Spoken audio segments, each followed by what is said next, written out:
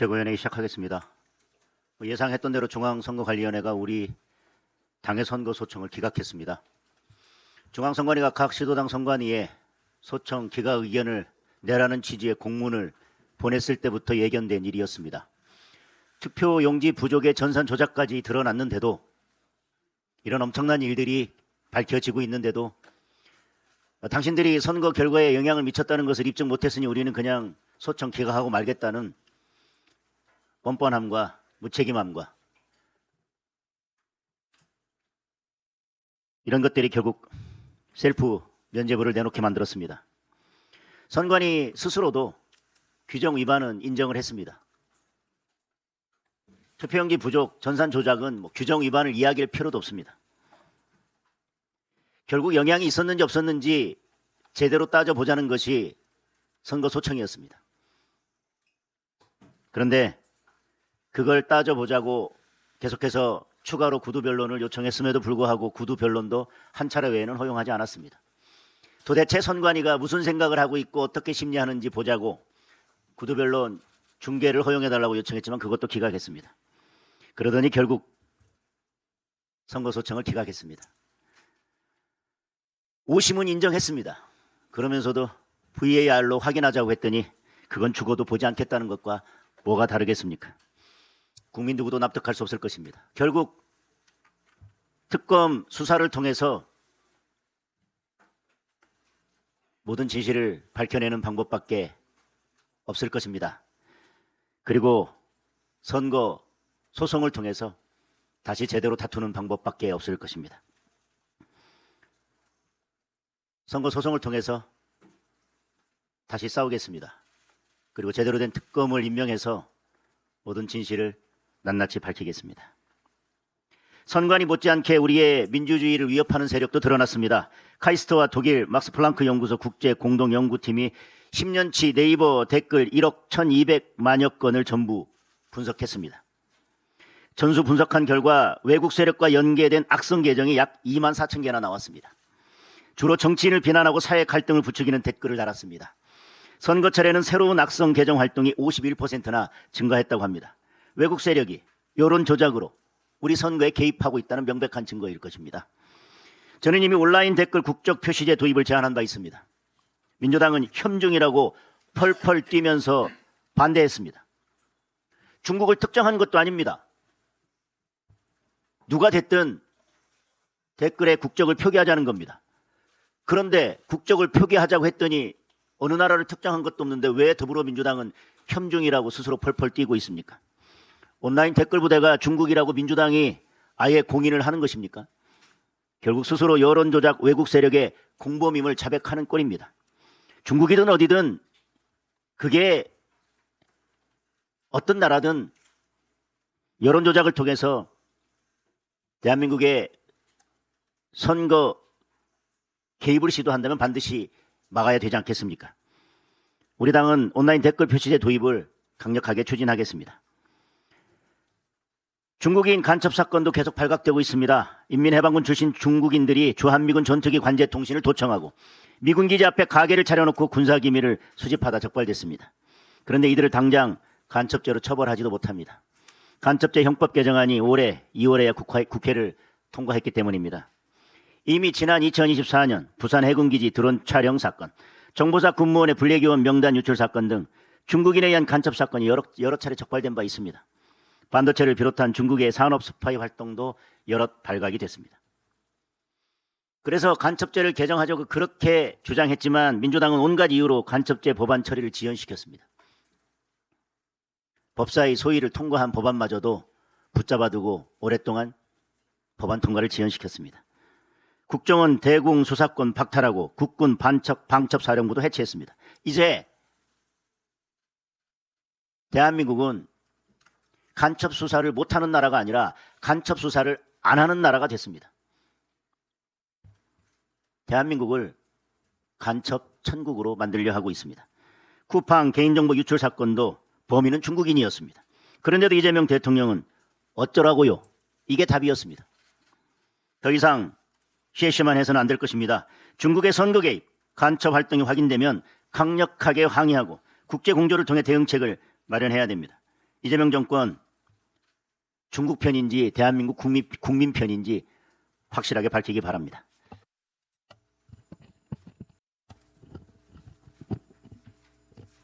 네, 최고위원 김민수입니다. 중국인민해방군 출신 중국인들이 대한민국에서 취미활동을 즐기다 구속되었습니다. 이들의 취미활동은 대한민국 군에 대한 첩보 수집이었다고 합니다. 그들은 한미 공군간 교신을 도청하고 한미 연합훈련 자료를 수집하고 무기 이동 상황까지 촬영했습니다. 이러한 행위 중 검거되자 취미활동이었다고 합니다. 명백한 간첩행위 아닙니까? 간첩질 아닙니까? 대한민국에서는 아쉽게도 아직까지 간첩죄 개정안이 시행되지 않아 이들을 처벌할 간첩죄가 없는 상황입니다. 대한민국에서 취미활동을 즐기고 있는 중국인 몇 명이나 되는 것입니까? 대한민국의 중국인 및 외국인 간첩들이 얼마나 많이 판치고 있는 것입니까? 당장 2명이 적발되었지만 이 2명이 다가 아닐 것이라 생각됩니다. 대한민국 안보에 대한 경각심 빠르게 갖추길 바랍니다. 이재명 정권에서 대한민국 안보 더 이상 무너져서 되겠습니까? 안보에 대한 책임감 갖기 바랍니다. 대표님께서 잠시 말씀하셨지만 카이스트와 독일 막스 플랑크에서 국제공동연구팀에서 2006년부터 2025년까지 네이버 뉴스 댓글에 악의적인 악성 댓글을 단 2만 4천 개의 계정들이 외국에서 활동한 것으로 추정된다고 합니다. 국민 여러분, 혹시 미국 언론사에 댓글 달아본 적 있으십니까? 중국 언론사, 필리핀 언론사에 댓글 달아본 적 있으십니까? 저는 49년생을 살면서 단 한 번도 없습니다. 외국 계정들이 대한민국 네이버 뉴스에 들어와서 댓글을 달았다면 반드시 이유가 있을 것입니다. 이러한 사회 문제를 바라볼 때 왜라는 물음을 갖는 것은 당연한 것입니다. 왜? 외국 계정 2만 4천여 개가 넘는 이 외국 계정에서 대한민국 뉴스에 악성 정치적 댓글을 달았는가? 이거 누구의 소행인지 밝혀야 되지 않겠습니까? 그리고 뉴스 댓글에 국적 표기하는 게 뭐가 그리 어려운 일이라고 이걸 아직까지도 안 하고 있습니까? 대한민국 국민들의 목소리는 가짜 뉴스로 탄압하고 외국에서 진짜 가짜 뉴스, 가짜 여론 조작하고 있는 이런 댓글들을 통제하지 않는다는 거 말이 됩니까? 대한민국 뉴스 댓글 국적 표기제 하루빨리 실시합시다. 국민연금이 중국 CMC 기업, 중국 군사 기업에 투자를 하는 말도 안 되는 일이 생겼습니다. 최근 국제적으로 미국이 중국 CMC 기업에 대한 규제를 강화하고 있는 와중에 대한민국은 국민연금 자금으로 중국 군 영계 기업에 투자를 하고 있습니다. 담당자들 이거 CMC 기업인지 알았습니까? 몰랐습니까? CMC 기업에 투자를 하면 세계적으로 규제 대상이 되는 거 알고 있습니까? 모릅니까? 국민연금은 이재명 정권의 쌈짓돈이 아닙니다. 국민들의 혈세가 모이고 국민들의 피와 땀이 모인 자금입니다. 무엇보다 투명하게 관리되어져야 될 자금입니다. 국민연금 투자 출처 묻지 말라 하지 마시고 국민연금 어떻게 투자되고 있는지, 어떻게 활용되고 있는지 국정조사부터 특검이 필요한 때라고 생각됩니다.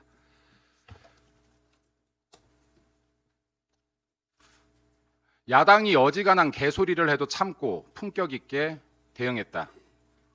현재 민주당 당대표 후보로 나와 있는 김민석 전 총리의 발언이었습니다.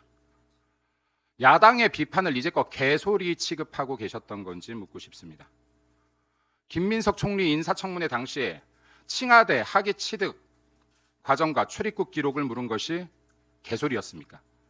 논문에 북한 이탈 주민을 반도자, 도북자라고 표현한 것에 대해 질문한 것이 개소리로 느껴지셨습니까? 논문 표절 41% 지적에 대한 해명 요구가 개소리로 들렸습니까? 미국 유학 당시 매월 평균 450만 원을 정치자금 사건 관련자로부터 받았냐는 질문이 개소리로 들렸습니까? 야당의 비판은 개소리가 아닌 권력을 경제하기 위한 국민의 목소리입니다.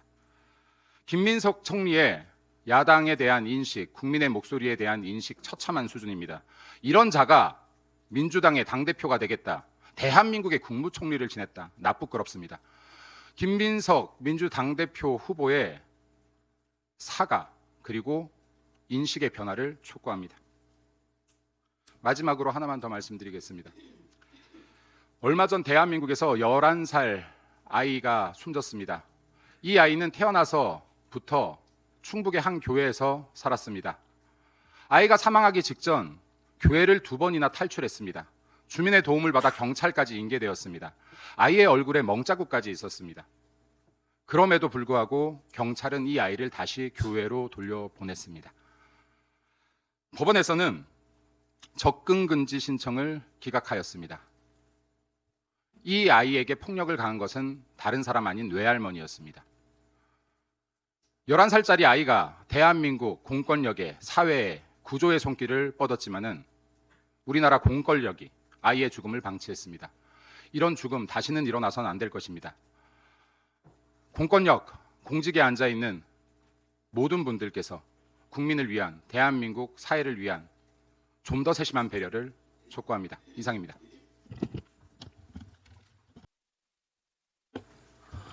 예, 제가 앞에 이 사진을 한 장도 왔는데 이게 눈을 가린 경주마입니다. 그 과천 경마장에 가면 경주마들이 무서운 속도로 질주를 합니다. 오로지 속도만을 강조하기 위해 눈을 가리고 앞만 보고 달리게 합니다. 경주마는 시속 60에서 70km에 달하는 폭발적인 속도로 질주할 수 있습니다. 하지만 이 무시무시한 속도는 결승선까지의 짧은 순간에만 유효할 뿐 그 이후에는 극심한 체력 고갈과 함께 치명적인 관절 부상이나 심지어는 폐출혈을 유발하며 가혹한 질주의 대가로 일반적인 말에 비해 훨씬 짧은 생을 마감하기도 합니다. 그래서 국가 운영은 질주하는 경주마처럼 달려서는 안 되는 것입니다. 속도와 방향을 다 고려하면서 복합적으로 안정감 있게 운영해야 하는 것이 국가 운영입니다. 이 정부가 들어선 후 무서운 속도로 국가를 운영하고 있습니다. 대다수 국민들은 국가라는 말등에서 떨어지지 않으려고 안간힘을 쓰고 있지만 이렇게 살벌한 속도로 달린다면 거의 대부분의 국민들은 말에서 떨어지고 말 것입니다. 결국은 민생 파탄, 경제 파탄, 사회 파탄을 우리는 겪어야 합니다. 무서운 속도로 질주하는 부동산 정책, 과열된 증시 부양, 거침없는 형사 사법 질서의 파괴, 엉망진창 국방 운영, 빛의 속도로 밀어붙이는 호남 반도체 클러스터, 어떻게 감당할 수 있겠습니까? 이후에 발생하는 수많은 문제점들은 우리 사회가 도저히 감당할 수 없을 것입니다. 이런 심각한 문제점과 후유증에 대해 저희 당과 국민들이 절절하게 목 놓아 외쳐보지만 이 정부는 스스로 눈을 가려버리고 귀도 막아버리면서 공포스러운 속도로 국가를 운영하고 있습니다. 국민의 통곡 소리와 절규하는 모습은 볼 생각도 없고 보고 싶지도 않아 합니다.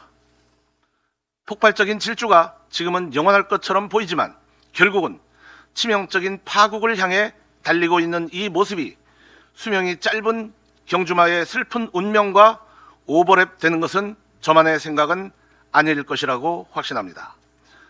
이 위험천만한 질주를 멈추지 못하는 정부를 바라보며 우리는 이미 절망의 나날을 보내왔고 지금도 보내고 있으며 앞으로도 계속 보내야 하는 두려움에 떨고 있습니다. 우린 도대체 어떻게 해야 할까요? 눈앞이 캄캄합니다. 이상입니다.